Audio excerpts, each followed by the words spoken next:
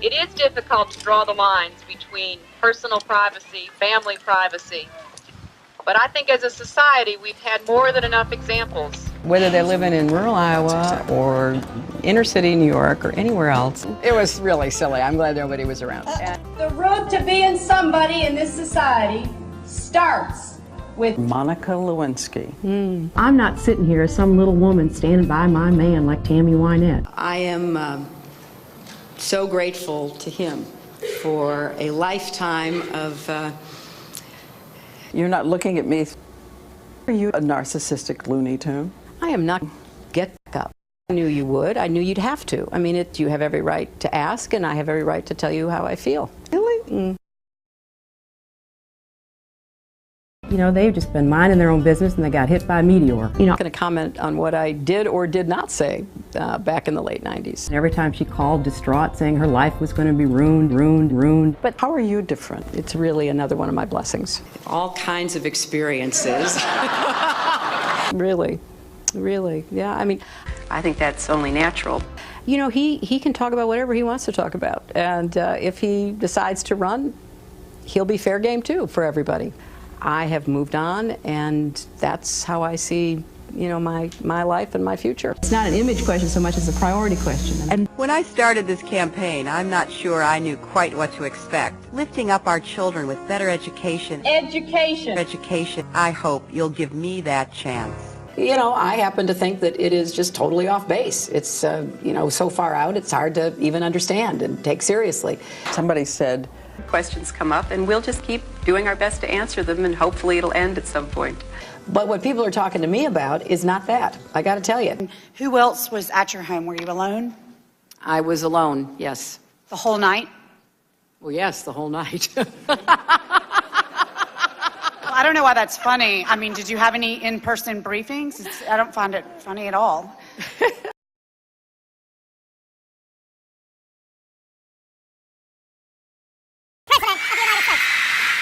And it's time for Assad to get out of the way. President Assad is not indispensable, and we have absolutely nothing invested in him remaining in power. Libya was a different kind of calculation, and we didn't lose a single person. We came, we saw, he died.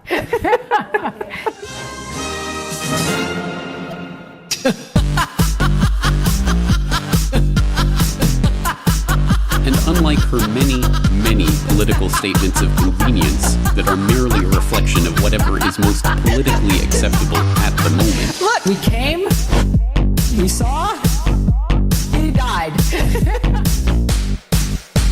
We came, we saw, he died. Look, we came, we saw, he died.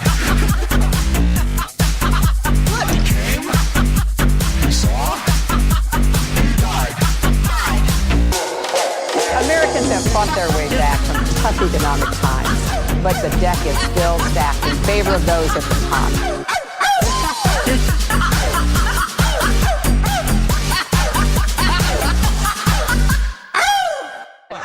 It's not a laughing matter. We've all heard about the Chinese contracts in this country. Their interferences from the World Bank against this contract. What does Mr. Clinton think through the mouth of Mrs. Clinton? And what does Mr. Mutombo think on this situation? Thank you very much.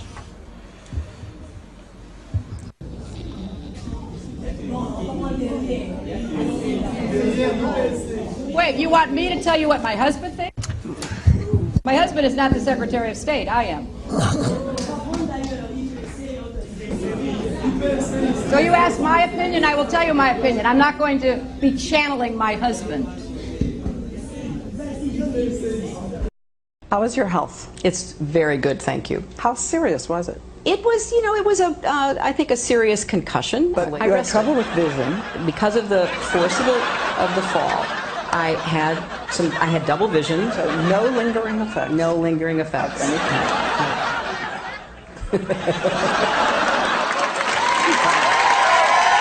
As Secretary of State, I'd be doing everything I could to blow President Obama. It's been an honor and a privilege to take his dangerously long, rock-solid clock. So I'm not new to this work, and I'm proud. I had a bizarre fascination with Dick, and like many across our country and around the world, I believe in strong, rock-solid clock.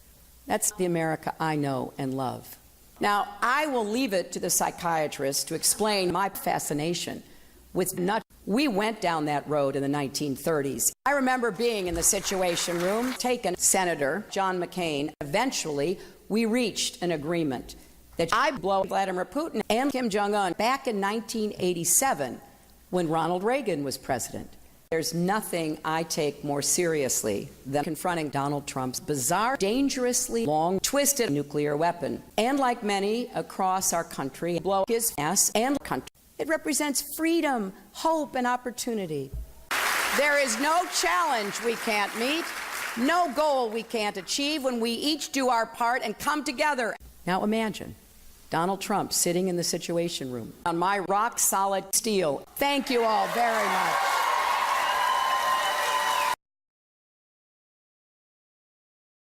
Ms. Clinton, if you don't represent women in politics in America as future president, who will?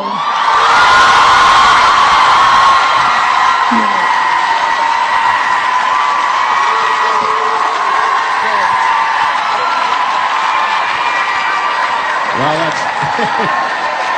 that's a very good question.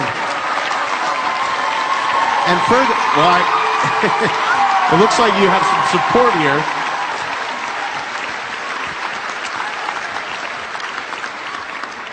And also to add to that,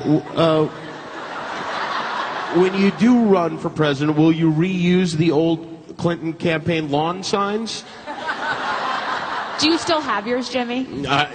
Probably do, yes. Faded in the Arizona sun.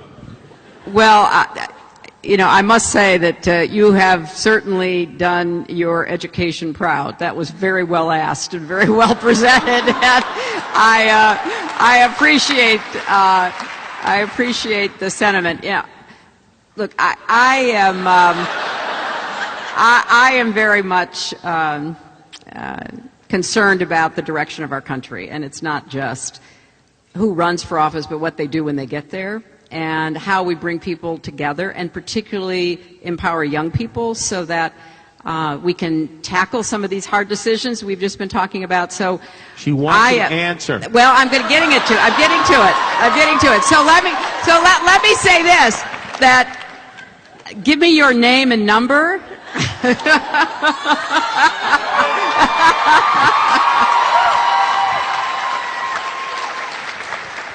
I will proudly run your campaign. I like your attitude, your confidence. Thank you. And no, I'm obviously thinking about all kinds of decisions.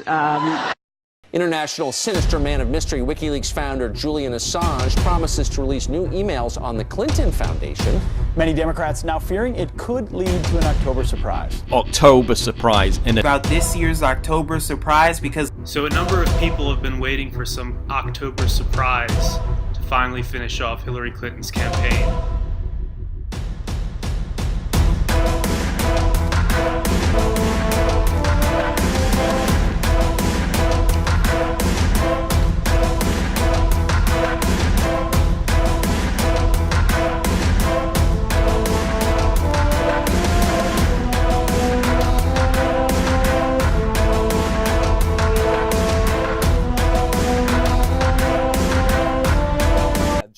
Hours trying to get the right screen recording software to record this historic event. I've stayed up till 2:15 a.m., but it's worth it because I know history is going to be made.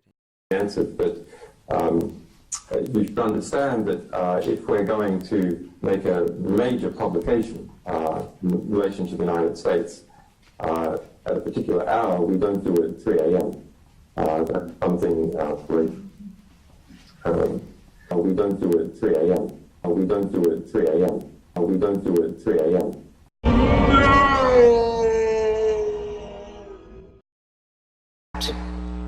People like me, we're lucky. When I'm under the weather,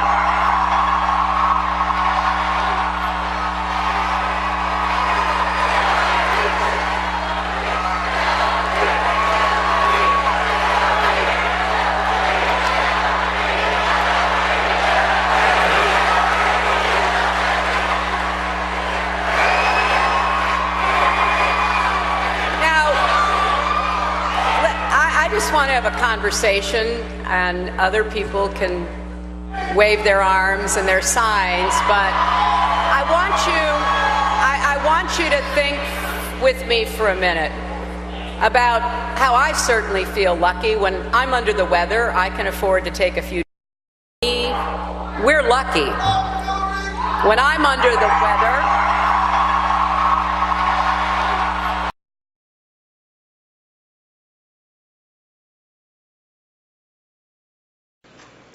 what is the most meaningful conversation you've had with an African American friend? oh my gosh. Well, can I tell you that I am blessed to have a crew of great friends. And I've had two chiefs of staff who were my African American women friends, Maggie Williams and Cheryl Mills. I have been blessed to have people by my side in politics, like Mignon Moore, who's one of the leaders of my campaign. I've had a great group of young people who I have been really motivated by and frankly learned from. So I really have had a lifetime of friendship, going back to my college years when one of my best friends was an African American student. So I can't compress into one conversation. They've supported me, they've chastised me, they've raised issues with me, they've tried to expand my musical tastes. So we've had a lot of great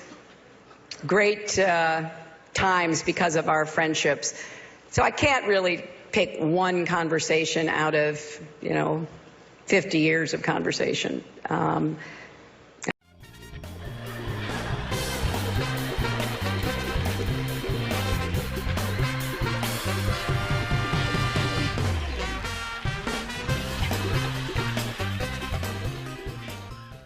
Year or so.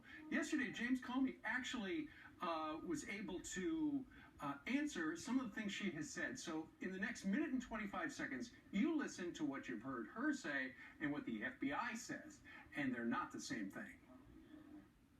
Nothing that I sent or received was marked classified, and nothing has been demonstrated to contradict that. 7 email chains concern matters that were classified at the top secret special access program at the time they were sent and received. I thought it would be easier to carry just one device for my work and for my personal emails instead of 2. Secretary Clinton used several different servers and administrators of those servers during her 4 years at the State Department. And she also used numerous mobile devices to send and to read email on that personal domain. The system we used was set up for President Clinton's office, and it had numerous safeguards, and there were no security breaches. It is possible that hostile actors gained access to Secretary Clinton's personal email account. Did you try to wipe the whole server? You didn't have to. I have no idea. That's why we turned it over. You were in charge of it. You were the official in charge. Did you wipe the server? What, like with a cloth or something? It's also likely that there are other work-related emails that they did not produce to state and that we did not find elsewhere and that are now gone, because they deleted all emails they did not produce to state, and the lawyers then cleaned their devices in such a way as to preclude complete forensic recovery. It's hard to spin that. It really is. I mean, here's the bottom line. He's basically essentially saying she did lie. She said, I did not, as you just heard, I did not send or receive any emails that were deemed classified at the time. He's saying that is false. We looked through the 30,000 emails that you sent us. 110 of those were classified when received or when sent. And in terms of the substance, it was a stunning and objective takedown and knockout punch in terms of what Hillary Clinton had said in the past. It's really a historic moment when an FBI director takes on a former Secretary of State and the presumptive Democratic presidential candidate and says that all of the statements publicly made by Hillary Clinton were in fact not true.